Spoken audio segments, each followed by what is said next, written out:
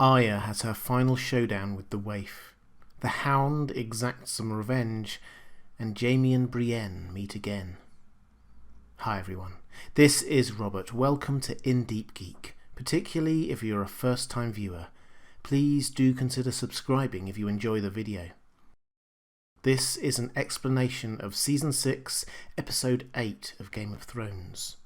No one. In the light of all we now know, I'll pick out all the areas of foreshadowing and hints of what is to come, as well as explaining what was really going on at the time. Obviously, if you aren't up to date with the TV show, then be wary of spoilers. This episode is in many ways a linking episode.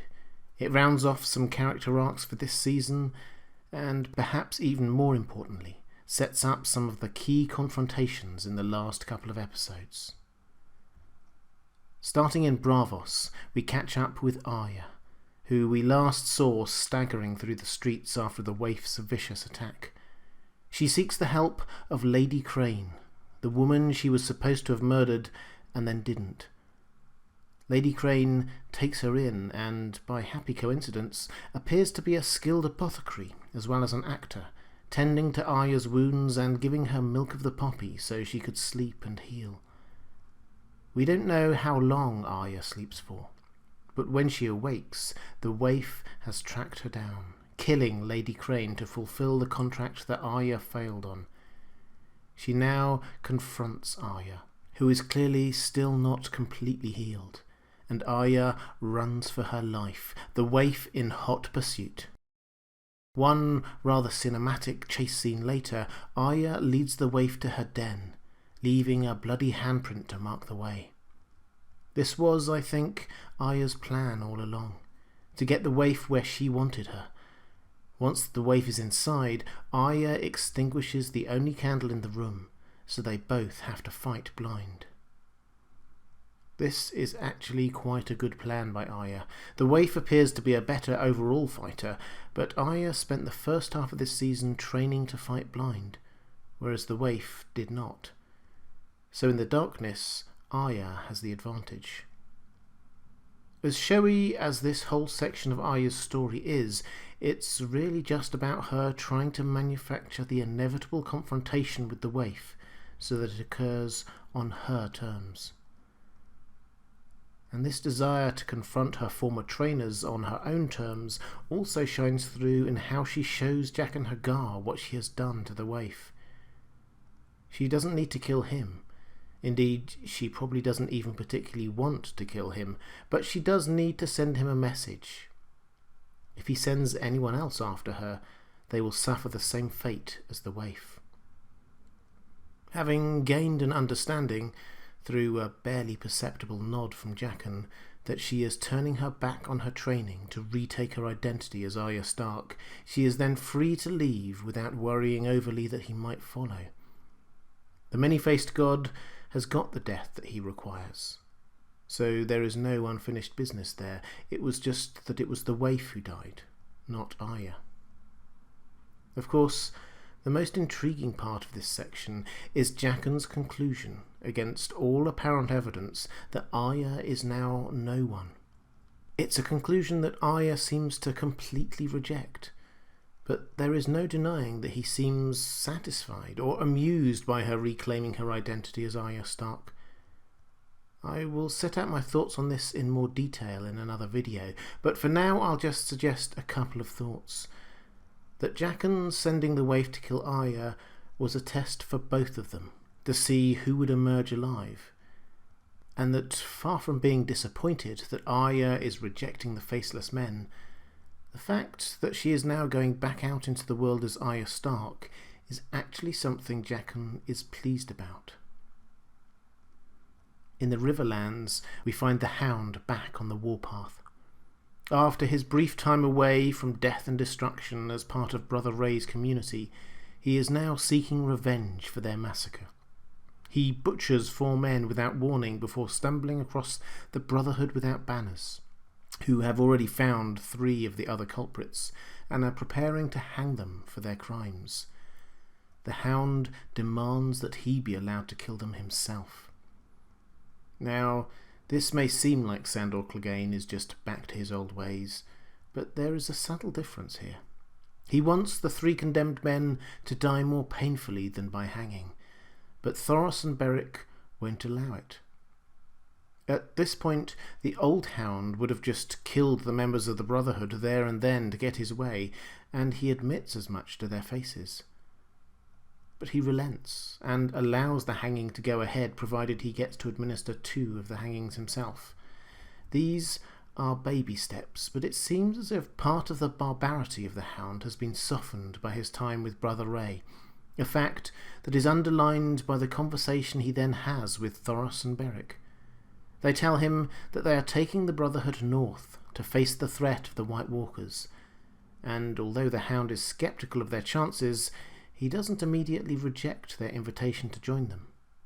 And I think we'll see the Hound with the Brotherhood next season. He is not a completely reformed character, but the fact that he is willing to go into battle for a greater cause than his own self-preservation is a massive change in his worldview. There is one other thing to note here with reference to Season 7. Although he doesn't act much like it, Thoros of Myr is a priest of Rihilor, and he is going north to the Wall. As we will see later in Season 6, Melisandre, who had been there, is heading south. This means that despite Melisandre's banishment, there is still someone on the front line of the fight against the White Walkers who can bring people back from the dead.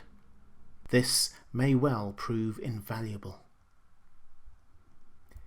In Meereen, we finally see the fruits of all of Tyrion and Varys' hard work this season. The city is booming. The starving appear to be being fed, commerce is growing, the attacks from the Sons of the Harpy have stopped, the priests of Rihilor are singing Daenerys' praises to the people, and all seems well. After the mess they inherited, this just underlines the importance of Tyrion and Varys to Team Daenerys. She may not be particularly disposed to the daily grind of governing a city, but she has people by her side who are. The situation seems so rosy that Varys is comfortable enough to excuse himself to prepare the way in Westeros for Dany's invasion, and we'll see the results of that diplomatic mission in a couple of episodes' time. Tyrion also seems to be in good cheer, trying to engage Grey Worm and Missandei in drinking and joke-telling, but it's fair to say that he has had more enthusiastic drinking partners in his time. Of course, all of this peace and prosperity is broken by the arrival of a massive fleet from Astapor, Yunkai and Volantis. It's the slavers who spoke to Tyrion and Varys earlier in the season who have returned to take back the city. They have double-crossed Tyrion and are already bombarding the city from their ships. Grey Worm quickly sizes up the situation and urges a tactical retreat to the pyramid. Now, we shouldn't see this as a failure for Tyrion and Varys. Tyrion bought himself some time by cutting a deal with the slavers. In fact, just the right amount of time before Daenerys' return. And he is swift to hand control over to Grey Worm when it's obvious that diplomacy is not going to work. This too is good management, acknowledging when an audacious plan hasn't quite worked as well as hoped, and handing over to someone better skilled to deal with new challenges require great wisdom and self-awareness, traits that appear quite rare in the ruling classes of Westeros. But all of this is literally put into shade by Daenerys' return atop Drogon. She has been gone for a long time, and much has changed in her absence, but her return could not have been more timely. In King's Landing, we see Cersei isolated and backed into a corner from which there is only one way of escape. She has already seen the Faith Militant grow in strength, her own son working behind her back, and she has lost the support of the Tyrells. But she had always thought she was safe from the High Sparrow in the Red Keep. Now it appears that she isn't. The Faith Militant have been given permission to enter and recapture her. The initial threat is seen off by the Zombie Mountain, but the message is clear. The one place she thought was safe no longer is. She is then barred from standing near Tommen in court, and when she goes to stand with the other ladies of the court, as Kevin puts it, they move away, clearly not wanting to be seen with Cersei. She is alone and without any allies in court. To make matters worse, Tommen then publicly reiterates his position that the Crown and the Faith are as one, so if she resists arrest one more time, she would actually be committing treason. And then the final blow. Tommen sets a date for Cersei's trial and outlaws trial by combat. This was the last best hope for Cersei, who was going to get her champion, the apparently unkillable zombie mountain, to fight for her. But now this hope has been dashed. Instead, she is due to be tried and judged by 7 septons, members of the faith. What seemed to be a foolproof plan to secure her freedom has now turned into an almost certain guilty verdict. If Cersei doesn't do something drastic in the next few days, she will have lost everything. It is at this moment that Qyburn chooses to tell her the truth about the rumour he has been investigating. As we will soon find out, and as foreshadowed by Tyrion earlier mentioning the Mad King's plans to blow up King's Landing, it is the discovery of stocks of wildfire.